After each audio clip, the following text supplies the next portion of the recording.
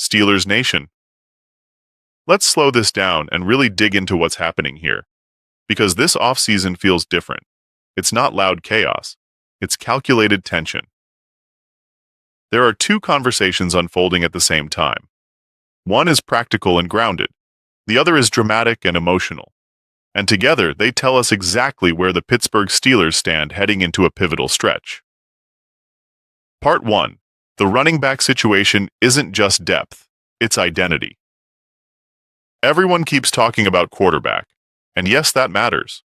But quietly, the potential departure of Kenneth Gainwell could reshape this offense more than people realize.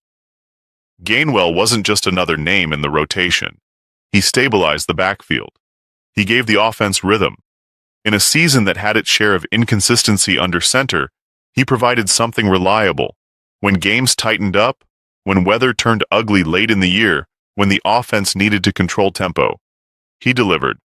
If he walks in free agency, you're not just losing carries, you're losing balance. Yes, Jaylen Warren is tough, explosive, and productive. He runs angry. He finishes through contact. Steelers fans love that edge. But asking him to be the unquestioned workhorse for 17 games plus postseason, that's a major responsibility. Modern NFL offenses need layers. They need options. They need protection against injury and fatigue, especially in the AFC North, where December football is physical and unforgiving. This is where the draft conversation becomes critical. Part 2. Why Jonah Coleman makes sense. Washington running back Jonah Coleman has been floated as a dream target. And when you study his profile, you see why. He's compact, he's powerful, he's built for contact at 5'9", 228 pounds. He's not going to win a 100-meter dash, but that's not his game. His game is vision, leverage, and punishing defenders between the tackles. His 2025 numbers, 758 rushing yards and 15 touchdowns, show scoring ability. Add 31 receptions for 354 yards, and you see versatility.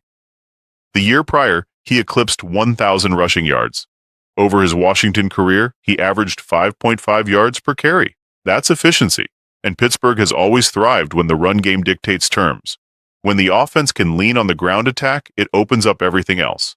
Play action, manageable third downs, time of possession control. If a veteran like Aaron Rodgers were to return, you absolutely don't want him throwing 40 times a game at this stage of his career. If a younger quarterback takes over, protecting him with a strong run game becomes even more important. Drafting Coleman wouldn't be flashy.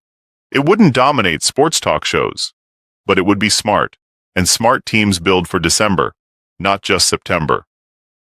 Part 3. Then came the quarterback bombshell. Now let's pivot.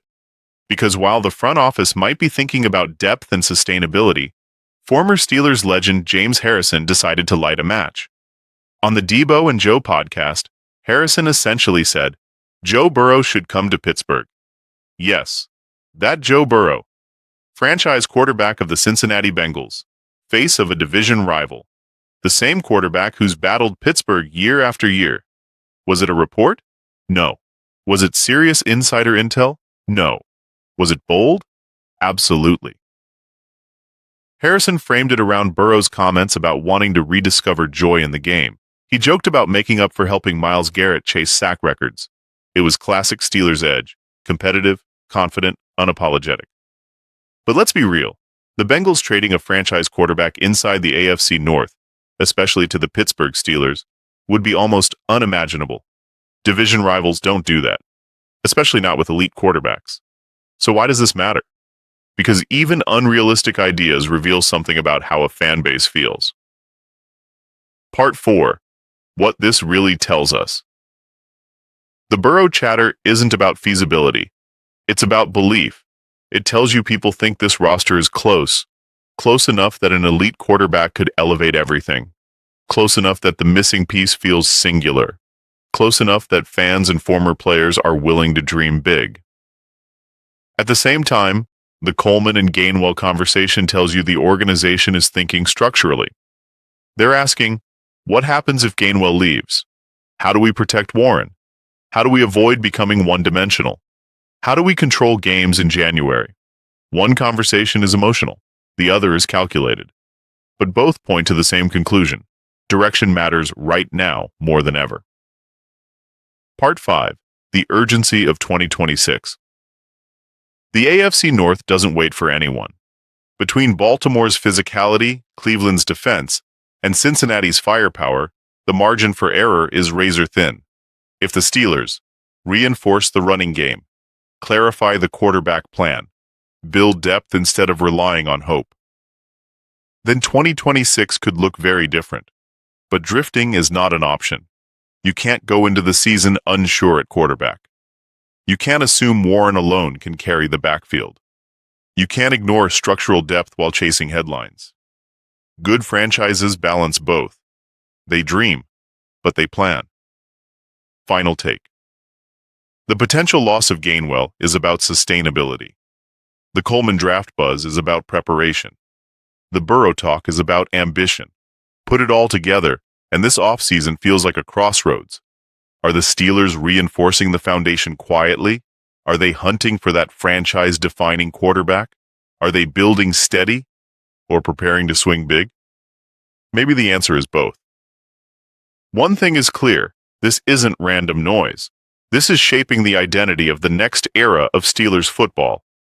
Now I'll ask you, if Gainwell leaves, do you invest in Jonah Coleman on day 2? And even if it's fantasy, would you embrace Joe Burrow in black and gold? Because right now, every decision feels bigger than it looks on the surface.